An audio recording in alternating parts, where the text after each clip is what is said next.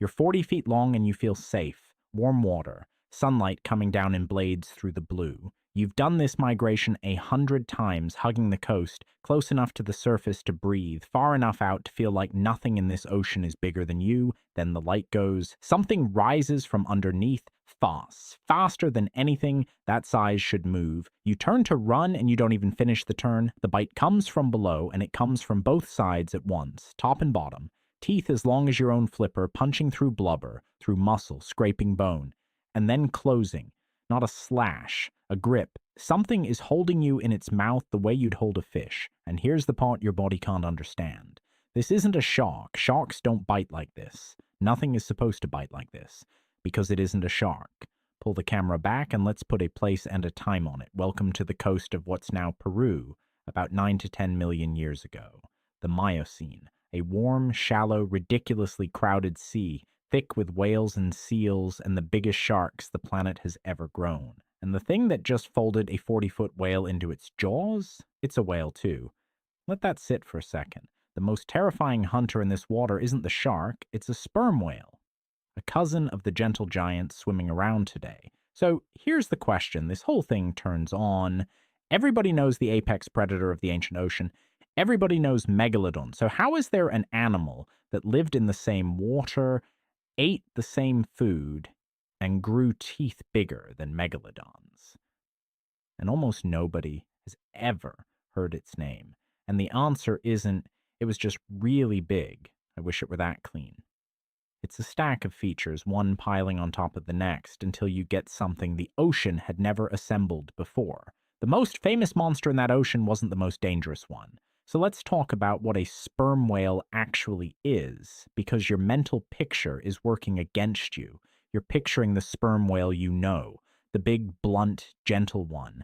It dives almost a mile straight down into the black, hunts giant squid in water so dark that eyes are useless, and it doesn't really chew anything. It's got teeth only in its lower jaw, and honestly it barely uses them.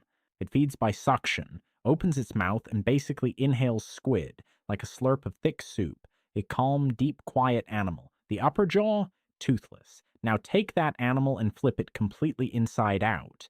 This one didn't dive into the dark to sip squid. This one stayed up, where the food was fat and warm-blooded, and it bit, teeth top and bottom, and it hunted things that could bite back. Here's where it stops being a story and starts being evidence you can go check. 2008, a team is walking the Pisco Ica Desert in southern Peru, one of the richest fossil beds on Earth, a place where an entire ancient ocean died and dried out and turned to stone.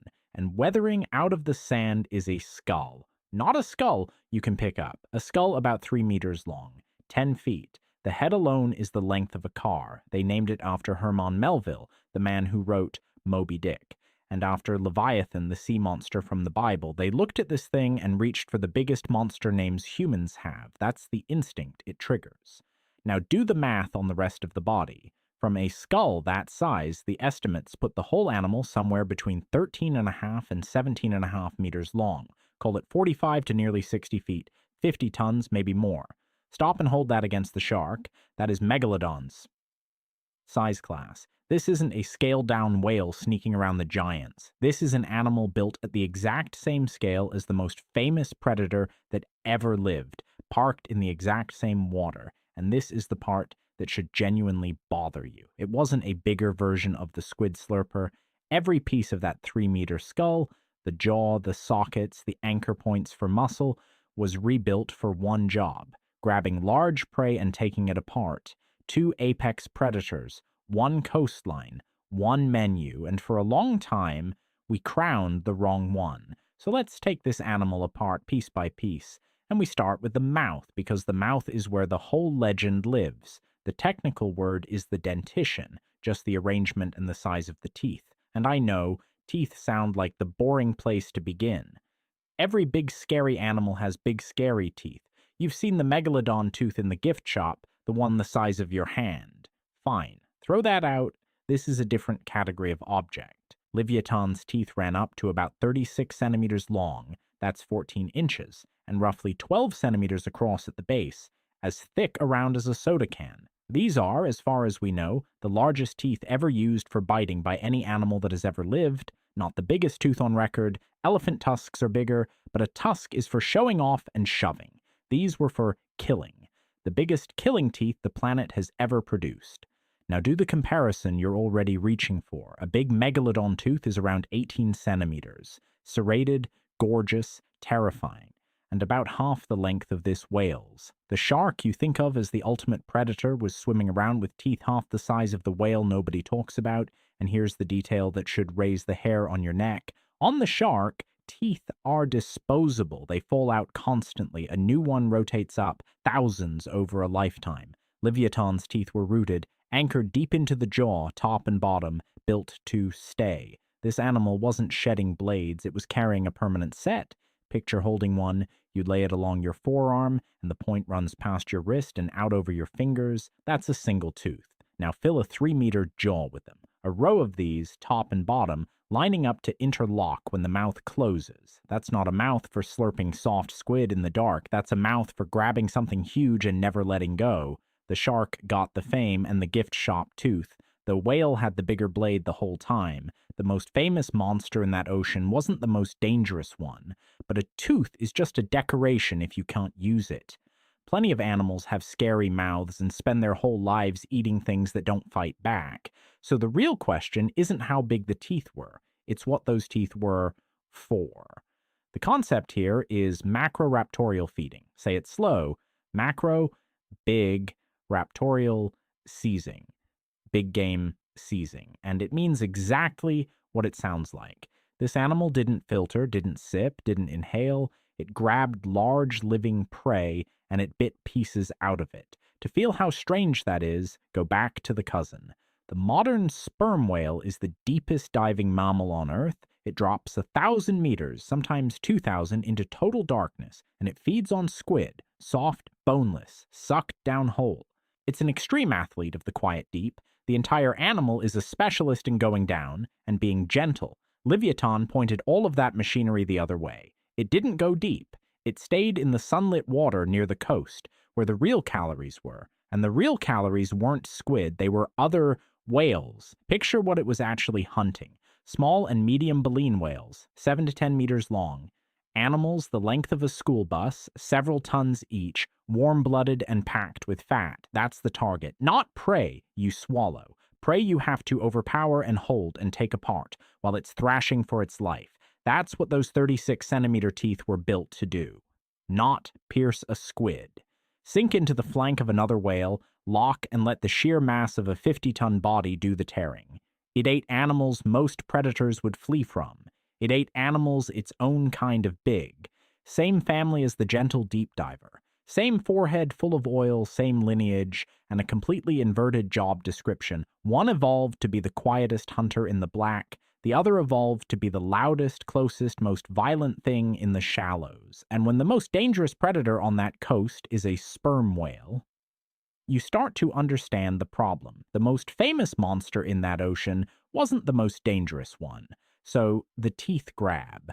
Now think about the force sitting behind them, because a tooth does nothing on its own. A tooth is just the tip. The weapon is the whole head. Look at how that 3-meter skull is built. A deep, heavy, reinforced lower jaw. Thick bone, nothing delicate about it. Wide anchor points where enormous jaw muscles attach, the temporal region of the skull broad and scooped out to hold slabs of muscle you could stand on. Everything about the architecture points one direction. Leverage, clamping power. This isn't a head that nibbles. This is a head engineered to be a press. That's the word I keep coming back to. A hydraulic press wrapped in muscle with 14-inch teeth bolted to the business end. When this thing closed its mouth, it wasn't applying pressure the way you bite an apple. It was bringing down a structure with the weight and force of industrial machinery and concentrating all of it onto a few points the width of a soda can. Now put yourself back in the water with it. It doesn't need to win a long fight. It doesn't circle for an hour, wearing you down with little cuts the way a shark might. It closes once, and where the teeth land, they don't just puncture, the jaws shear. A section of a 10-meter whale simply comes away. A bite here isn't a wound, it's a removal, and it fed like a predator that could afford to be picky. When you can take another whale apart, you go for the richest tissue first. The thick blubber, dense with energy, the organs, the fat. Most calories, least effort. It could open up a whale, take the best of it, and leave the rest to sink into the dark and feed everything below. That's the difference nobody sits with. A shark bites and lets blood loss finish the job. This animal bit and finished the job itself. It wasn't fishing. It wasn't hunting in the way we picture ocean hunting at all. It was butchery, done by a 50-ton animal at a scale nothing alive today can perform. And it still wasn't the famous one. The most famous monster in that ocean wasn't the most dangerous one. And here's where it stops being just a bigger set of jaws and turns into something genuinely alien. Because we've been talking about the mouth, we haven't talked about the thing sitting on top of it. That giant, blunt forehead on the modern sperm whale, that whole basin in the skull holds an organ called the spermaceti organ, plus a mass underneath it that whalers with zero romance just called the junk. In plain terms, a huge reservoir of specialized waxy oil packed into the front of the head, and in Leviathan, the basin holding it ran nearly the full 3 meters of the skull, one of the largest such organs on any animal ever. So what is it for? At least 2 things, and the second one is the disturbing one. First, sound. That oil-filled forehead is the core of biosonar. Echolocation. The animal fires a click out through it and reads the echo coming back, which means it didn't need to see you in murky coastal water at night in a cloud of your own blood. It could map you in sound. Picture that from the prey's side. Before this thing is anything you can see, it has already heard the shape of your body. It knows where your spine is. It knows where the soft parts are. You're being scanned. And then the second use, the one researchers raise carefully because you can't fully prove it from bone, a ram. A 3-meter block of dense oil and reinforced skull, driven forward by 50 tons of muscle straight into the side of another whale, enough to stun, enough to crack ribs, enough to end the fight before the teeth even open. Sit with the whole package for a second. It could find prey in the dark by sound. It could stun that prey with its face, and then take it apart with the biggest killing teeth on Earth. That's not an animal with a weapon. That's an animal that is a weapon. From the forehead back, a sensor, a battering ram, and a set of jaws, all in one head, the length of a car, and still, it isn't the one you'd heard of. The most famous monster in that ocean wasn't the most dangerous one, so we've got the teeth, the bite, the head, the whole killing system. And now here's the part almost nobody tells you. The part that turns this from a cool animal into something that should genuinely mess with your picture of the ancient ocean. Leviathan did not have this coast to itself. The word for it is sympatry. It just means 2 species living in the same place at the same time, overlapping, and in that same Pisco Formation, in that same slice of 9 to 10 million year old Peruvian sea, we find the teeth of the other one. Otodus Megalodon, the shark, the legend, right there. Same water, same era, same beach. And here's the collision. They weren't keeping out of each other's way by eating different things. They were both apex predators in the same size class, going after the same prey, those medium-sized, fat, warm-blooded whales. 2 of the largest hunters the planet has ever built, sharing one menu, niche overlap in the plainest possible terms, one buffet, 2 monsters. So ask the question we've been circling this whole time. Who was actually on top? And it is not the easy answer. On one side, the shark, cold, efficient, endless replaceable teeth, pure evolved appetite. On the other, the whale, with echolocation to hunt in the dark, a brain in the mammalian range, bigger teeth than the shark, a battering ram for a face, and one thing the shark could never have: the possibility of cooperation. Sperm whales are social. If Leviathan hunted in groups, in coordinated pods, then it wasn't one monster against the shark. It was a pack. Put yourself in the water one more time. The worst version of it. There's a wounded whale below you, leaking blood into the sunlight, and 2 things have heard it. From one direction, a shark the length of a bus. From the other, a whale the same size, one that can hear your heartbeat, ram you unconscious and bite you in half. The shark is the one we made famous. The shark is the one in the movies, and it may well have spent its whole life sharing the ocean with something worse. The most famous monster in that ocean wasn't the most dangerous one. So stop and stack it all up, because none of these were separate features. They were one design: the teeth to hold, the jaws to shear, the head to find you in the dark and stun you before you ran, the size to match the biggest shark alive, the brain, and maybe the pod to do it together. Put all of that in one animal and you don't have a big whale. You have the most complete large predator that ocean ever produced. Arguably the most complete one any ocean has produced. On paper, it beat the shark it lived beside. And here's the flip. Here's the cruel part. Everything that built this animal was the ocean itself. A warm, teeming, generous Miocene coast, absolutely stuffed with those fat, medium-sized whales. That buffet is what a 50-ton specialist needs. That buffet is the only thing that can pay for teeth like that. Then the planet cooled. The end of the Miocene. Oceans going colder, currents shifting, and the food web underneath everything starting to thin out.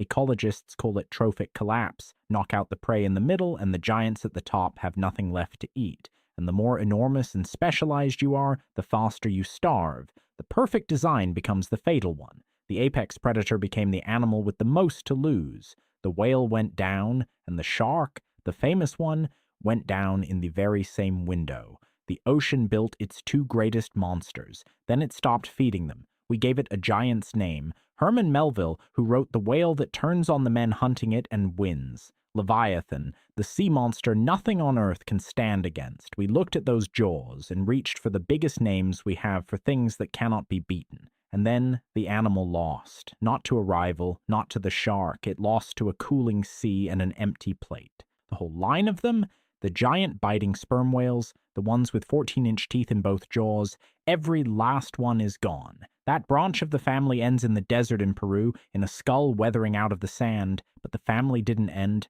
because the cousins are still here, the deep, quiet, gentle ones, the divers who never grew the teeth, who slip a mile down into the dark and sip squid in the cold and bother nothing. The animals Leviathan would have dwarfed. They're out there right now, breathing at the surface, older as a lineage than the monster ever got to be. The perfect predator is a fossil.